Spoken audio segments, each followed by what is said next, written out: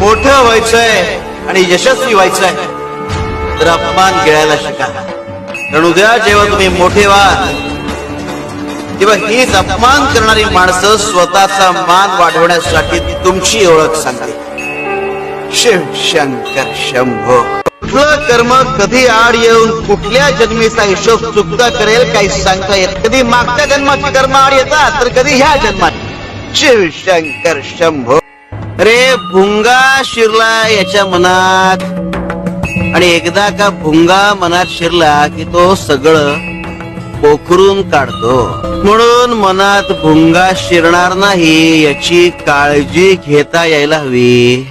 तुमच्यासाठी आम्ही तुमचे स्वामी आहोत, पण आम्ही स्वतः कोण आहोत? स्वामी, आपण फक्त आमचेच नाही तर तिन्ही जगाचे स्वामी आहोत.